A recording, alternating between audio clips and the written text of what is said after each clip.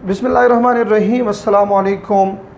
Chapter 4 में आज हमने पढ़ना है फ़ोटो सिस्टम्स और उसके बाद प्रोसेस की तरफ आएंगे। ऑलरेडी हम इसके कुछ बेसिक्स पढ़ चुके हैं, कुछ रिक्वायरमेंट्स हम इसके पढ़ चुके हैं फ़ोटोसिंथेसिस के बारे में कि carbon dioxide, water, photosynthetic pigments और सनलाइट, इनके रोल्स क्या हैं, ये हम ऑलरेडी बेसिक्स में पढ़ चुके हैं। आज हम जो चीज़ पढ़ रहे हैं, this is about photo systems. Now what are photo systems और what is a photo system, इसका मतलब क्या है? तो पहली बात ये नोट कर लें, दिस इज़ अ क्लस्टर और अ ग्रुप ऑफ पिगमेंट्स। जब फोटोसिंथेटिक पिगमेंट्स ये ग्रुप में अपने आप को अरेंज करते हैं तो इसको फोटो सिस्टम कहा जाता है। मेरी तरफ गौर से देखें, सपोज करें that this one is carotenoid, then suppose this one is chlorophyll B, then this one is chlorophyll A, etcetera.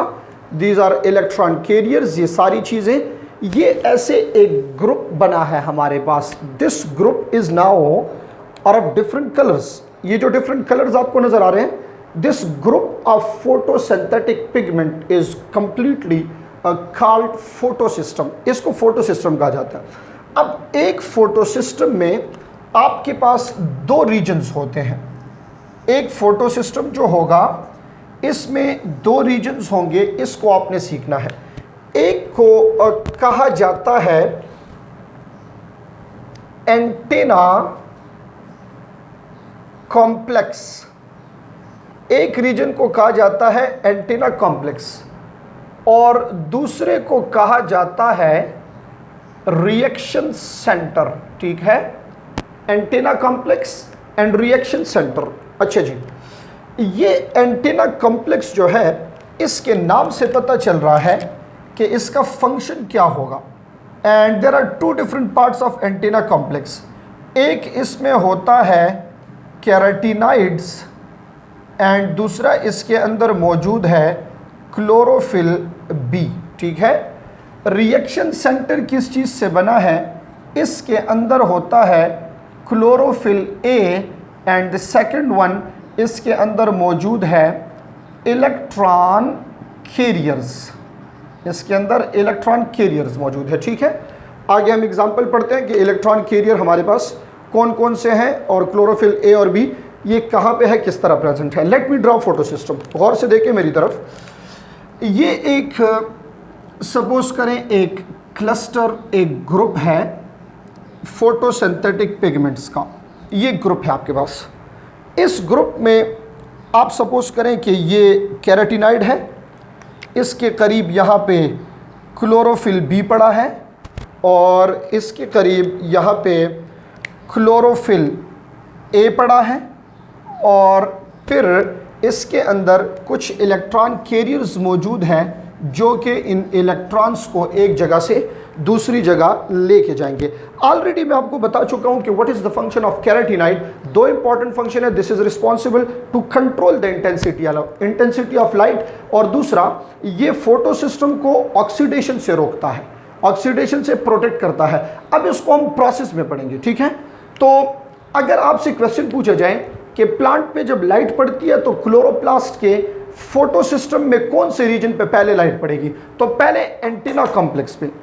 Very important point, पहले लाइट कहां पे आएगी? एंटेना कॉम्प्लेक्स पे। एंटेना कॉम्प्लेक्स के अंदर किस पे आएगी? तो किस चीज के ऊपर? कैरोटीनाइड। ये कंट्रोल करेगा उसको, फिर उसके बाद chlorophyll B and so on. इस तरह इसके अंदर इलेक्ट्रॉन कैरियर्स हैं, ये इसको एक्सेप्ट करते हैं। जरा हम लाइट को लेके आते हैं प्लांट के ऊपर और देखते हैं कि इसमें से इलेक्ट्रॉन ट्रांसपोर्ट चेन का प्रोसेस ये हमारे पास कैसे होगा। सो द फर्स्ट प्रोसेस जो यहाँ पे होने वाला है, this is called non cyclic electron transport chain. अब हमने जो चीज़ें नोट करनी है, पहली बात यह है why this is called non cyclic electron transport chain. ठीक है, आज का जो मेन टॉपिक हमारा है वो है non cyclic electron transport chain. कुछ जनरल चीज़ें इसके बारे में मैं यहाँ पे लिखूंगा, जो आपने फिर MCQs के लिए याद करने होंगे। ठीक है, यहाँ पे मैं मेन पॉइंट्स लिखूंगा साथ साथ, तो आपने बिल्कुल मेरे साथ साथ चलना है और बिल्कुल इसको गौर से देखना है, साथ साथ कुछ चीज़ें नोट भी करनी है। पॉइंट नंबर 1, इस non cyclic electron transport chain में सबसे पहले हम यहाँ ड्रा कर लेते हैं 2 फोटो सिस्टम्स। ये हमारे पास है photo system 2 and this is responsible to absorb the light of 680 nanometre, इसलिए फोटो सिस्टम 2 को आप PS 680 भी कह सकते हैं। ठीक है, दूसरी बात, दूसरा पॉइंट, इसी तरह यहाँ पे एक और फोटो सिस्टम मौजूद है और इसका नाम है PS1 और this is also called PS 700 nanometre. बिल्कुल गौर से देखते जाएं, जिस तरह स्टेप वाइज मैं करा रहा हूँ इसी तरह इसको सीखे ताकि बाद में आपको प्रॉब्लम्स ना हो। इस फोटो सिस्टम के अंदर मैग्नीशियम के आउटर मोस्ट शेल में 2 इलेक्ट्रॉन्स हैं। इस फोटो सिस्टम के अंदर भी मैग्नीशियम के आउटर मोस्ट शेल में 2 इलेक्ट्रॉन्स है। ठीक है, और यहाँ पे बिल्कुल गौर से देखें ज़रा, यहाँ पे मौजूद है वाटर मॉलिक्यूल। ये वाटर मॉलिक्यूल कहाँ मौजूद है? This is present near to photo system 2। ये फोटो सिस्टम 2 के बिल्कुल करीब मौजूद है। ठीक है, ये 3 चीज़ें पहले से यहाँ पे मौजूद है। ज़रा ये लाइन थोड़ी सी उस साइड पे कर लेते हैं, या इसको बाद में हम लिख लेंगे ताकि पहले ये प्रोसेस यहाँ पे पूरा आ सके। चले जी, गौर से देखिए। सबसे पहले क्वेश्चन एक ये बनता है कि यहाँ से जो सनलाइट से लाइट आ रही है, क्या वो लाइट 100% आएगी या वो लाइट का कुछ पोर्शन जो है वो अर्थ के ऊपर आएगा? तो ऑलरेडी मैं आपको बता चुका हूँ, जो फर्स्ट प्रोसेस हमने एक लेक्चर लिया था हमने रिव्यू के ऊपर कि कितनी लाइट आ जाती है, कितनी रिफ्लेक्ट होती है, फिर कुछ वाटर वेपर इसको एब्जॉर्ब करते हैं और कुछ लाइट नीचे आ जाती है। यहाँ हम उसको दोबारा डिस्कस नहीं करेंगे, उसकी ज़रूरत नहीं है। बट जो चीज़ हम यहाँ डिस्कस करने जा रहे हैं वो ये है कि क्या ये लाइट वाटर पे पहले आएगी, फोटो सिस्टम 2 पे पहले आएगी, या फोटो सिस्टम 1 के ऊपर पहले आएगी? तो मैं ऐसे कर लेता हूं कि आपको इसकी समझ आ जाए। गौर से मेरी तरफ देखें, ये लाइट यहां से for on photo system on water, then on photo system 2 and on photo system 1। Point to be noted for MCQs, light strike on the same time on these 3 things. Light इन 3 चीज़ों पे बिल्कुल at a time, इन 3 चीज़ों पे at a time ये light आएगी। ठीक है, ये तो लाइट पहुंच गई है। अब एक एक करके ये प्रोसेस देखते हैं कि इस लाइट ने यहाँ पे क्या किया है। गौर से मेरी तरफ देखते जाए ज़रा। लाइट जब वाटर के ऊपर पड़े तो इस वाटर की स्प्लिटिंग होगी और ये वाटर स्प्लिट हो जाएगा hydrogen plus and hydroxyl ion में। ठीक है, अब ये हाइड्रोक्सिल दोबारा से कंबाइन होके वाटर मॉलिक्यूल बना लेंगे और साथ में oxygen, the by product of photosynthesis, which is very very important here. ठीक है, ये तो स्प्लिटिंग ऑफ वाटर हो गई। इस स्प्लिटिंग ऑफ वाटर को हम क्या कहेंगे? This is called photolysis. तो आपको याद होना चाहिए, break down of water with the help of light is called photolysis. और इससे यहाँ इसकी ब्रेकडाउन से इलेक्ट्रॉन्स निकलेंगे। ये इलेक्ट्रॉन्स अभी हमें बाद में काम आएंगे। ठीक है, पहला प्रोसेस क्या हुआ? वाटर के ऊपर लाइट लगी तो इसकी स्प्लिटिंग हो गई, regeneration of water and by product ये हमें मिल गया। This process is called photolysis. अब ये लाइट सेम टाइम पे इन 3 चीज़ों पे पड़ रही है ना, तो अब हम देखेंगे कि इन 3 चीज़ों पे जब लाइट पड़ी है तो क्या क्या चेंज आया है। वाटर में तो ये चेंज आ गया। चलें, look at the change in photo system 2।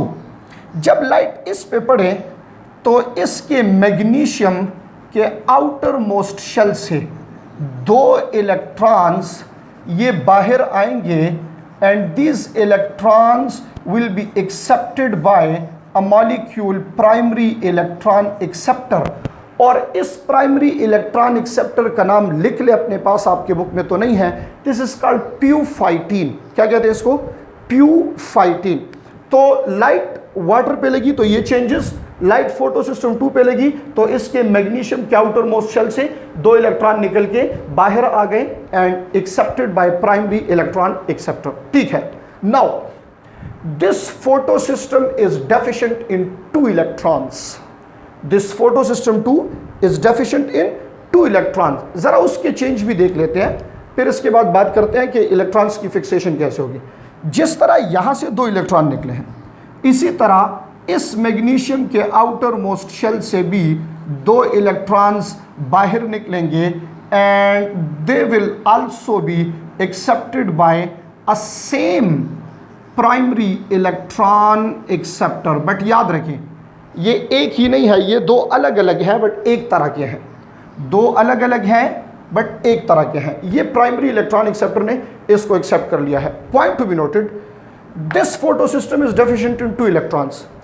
This photo system is also deficient in 2 electrons. अब होगा क्या, गौर करें। ये ऑक्सीजन यहां आ सकता है, बट हमने कहा कि मौजूद है हमारे पास carotenoid. So this carotenoid is responsible for protection. एक और मार्कर ये है। This carotenoid is responsible for protection of this photosystem from oxidation। ये ऑक्सीजन यहां क्यों नहीं आ रहा? क्योंकि इधर क्या मौजूद है? केराटिनाइड मौजूद है। अब देख लें, इसमें जो 2 इलेक्ट्रॉन्स की डिफिशियंसी है, वो 2 इलेक्ट्रॉन्स ये इलेक्ट्रॉन पूरे कर लेगा। ये 2 इलेक्ट्रॉन्स यहां आ जाएंगे। तो अगर आपसे पूछा जाए, ये सारी चीजें अपने बोर्ड पे लिख नहीं सकता, तो कोशिश करें जो मैं बता रहा हूं उसको साथ साथ नोट किया करें। The deficiency of electrons of photosystem 2 is filled by electron from water molecule।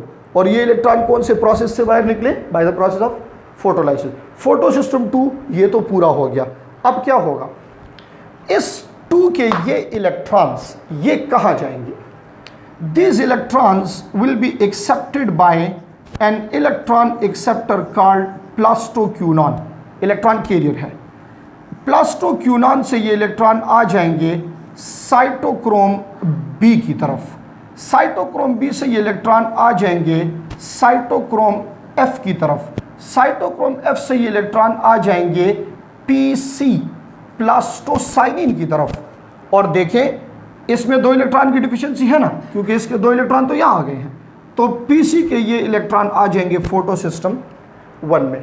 अब अगर आपसे कोई पूछे कि the deficiency of photosystem 2 is filled by, तो water, and the deficiency of photosystem 1 is filled by electrons of photosystem 2।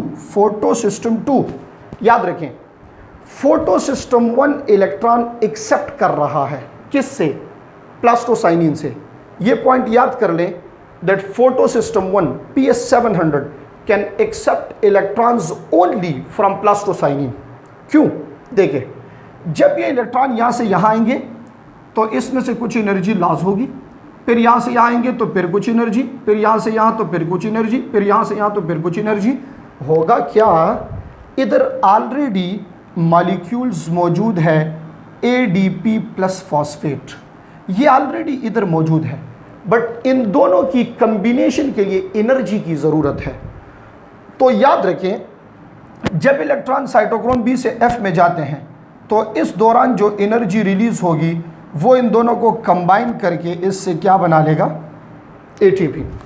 अब आपको एक पॉइंट याद होना चाहिए, and the point is synthesis of ATP from ADP and phosphate. This is called phosphorylation.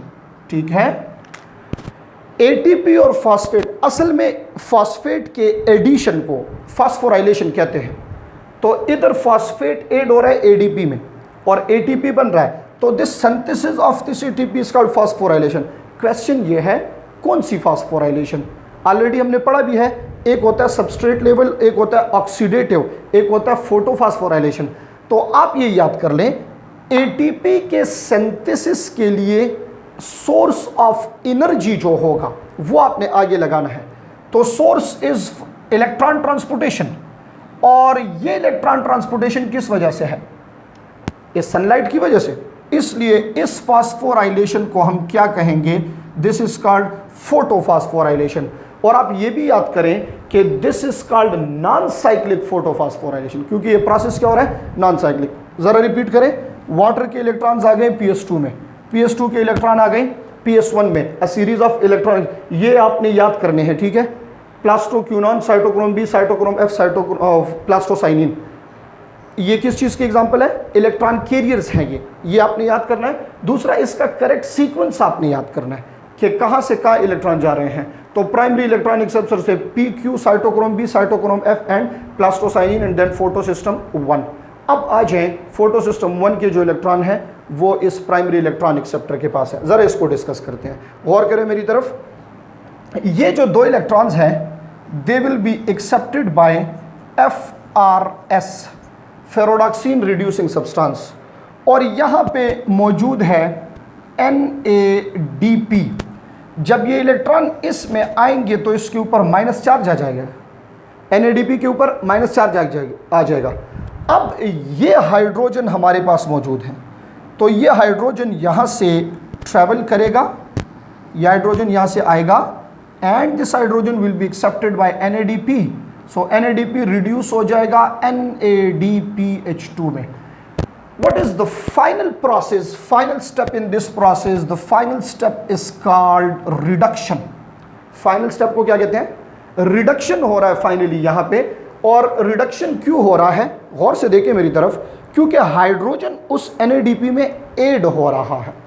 अगर आपसे पूछा जाए फाइनल इलेक्ट्रॉन एक्सेप्टर इस प्रोसेस का कौन है, तो ये NADP होगा। और फाइनल प्रोसेस क्या है? वो रिडक्शन है, क्योंकि हाइड्रोजन इसमें क्या हो जाता है? ऐड हो जाता है। अब देखते जाएं, what are the different products of this process. इस प्रोसेस के प्रोडक्ट्स हमारे पास कौन कौन से हैं, ये आपसे MCQs में पूछा जा सकता है। So products are ATPs and NADPH2। बाद स्टूडेंट इस पे सोचते रहते हैं कि कितने ATP और कितने NADPH2 बनते हैं, तो याद रखिए कि वो आपको यहाँ समझ नहीं आ सकती, अमाउंट का, क्वांटिटी की पता नहीं चल क्वांटिटी को आप यहाँ पे नहीं काउंट कर सकते। उसका रीज़न ये है कि ये डिपेंड करता है डार्क रिएक्शन के रिक्वायरमेंट पे। जब आप डार्क रिएक्शन पढ़ेंगे तो वह आपको पता चल जाएगा कि कितने ATPs और कितने NADPH2 रिक्वायर्ड है, वो फिर आपको यहाँ से चाहिए होंगे। दूसरी बात, इस प्रोसेस में यूज़ कौन से फोटो सिस्टम होते हैं, तो बोथ PS2 एंड PS1। अच्छा, कुछ स्टूडेंट ये सोचते हैं कि इसकी वेवलेंथ जो है ये तो ज़्यादा है तो एनर्जी कम है, और इसकी वेवलेंथ कम है तो एनर्जी ज़्यादा है। चाहिए तो ये था कि इसको 2 कहें, इसको 1 कहें और इसको 2 कहें, तो ये क्यों? असल में इसमें कोई और कंसेप्ट नहीं है, ये इसके डिस्कवरी की वजह से। ये 1 पहले डिस्कवर हुआ था, ये 2 बाद में डिस्कवर हुआ है, बाकी इसमें कोई मुश्किल बात नहीं है। इस पे आपने अपने आप को कंफ्यूज नहीं करना। Now why this process is called non cyclic? इस प्रोसेस को non cyclic electron transport chain क्यों कहा जाता है? So this process is called non cyclic electron transport chain because, देखें, वाटर से जो इलेक्ट्रॉन निकल रहे हैं, क्या वो वाटर में वापस आ रहे हैं? नो। फोटोसिस्टम 2 से जो इलेक्ट्रॉन निकल रहे हैं, क्या वो इसमें वापस आ रहे हैं? नो। 1 से जो इलेक्ट्रॉन, नो। रीजन देखें, इससे जो इलेक्ट्रॉन निकल रहे हैं वो इसमें आ गए हैं, इससे जो निकल रहे हैं वो उसमें चले गए हैं। तो साइक्लिक तो वो होता है, सपोज साइक्लिक हम उसको कहेंगे कि यहां से जो इलेक्ट्रॉन निकले वही इलेक्ट्रॉन इसमें दोबारा गिर जाए, फिर इसको हम साइक्लिक कहेंगे। बट इस वक्त इसको साइक्लिक इसलिए नहीं कह सकते क्योंकि इसके इलेक्ट्रॉन कहीं और जा रहे हैं और उसके कहीं और। तो this process is, that is why called non cyclic electron transport chain. This is the common process of light reaction. ये हमारे पास लाइट रिएक्शन का एक कॉमन प्रोसेस है। इसके बाद जो दूसरा है साइक्लिक इलेक्ट्रॉन ट्रांसपोर्ट चेन, वो रेयर प्रोसेस है, वो कंडीशनल है, कंडीशन डिपेंडेंट है। कंसंट्रेशंस कभी इंक्रीज डिक्रीज हो जाए, लाइट की इंटेंसिटी चेंज हो जाए, उसको हम डिस्कस करेंगे साइक्लिक इलेक्ट्रॉन ट्रांसपोर्ट चेन में। try to remember the parts of photosystem, the constituent of photosystem, कौन कौन सी चीज़ कहाँ कहाँ पे है, and light कहाँ से कहाँ जाएगी ये याद कर लें। और ये this process is photolysis, this is photophosphorylation, और ये electron transport. Names of this electron carrier, these are the example of electron carrier, electron acceptors, and then the correct sequence of electron carrier। एक ये sequence याद करें, PQ2 cytochrome B, cytochrome B to F, cytochrome F2 plastocyanin. एक ये sequence याद करें, electrons from water to photosystem 2, photosystem 2 to photosystem 1, and photosystem 1 to NADP। This is all about a process of light reaction and photosystem. In the next lecture we are going to talk about the process of cyclic electron transport chain and then process of dark reaction. Thank you.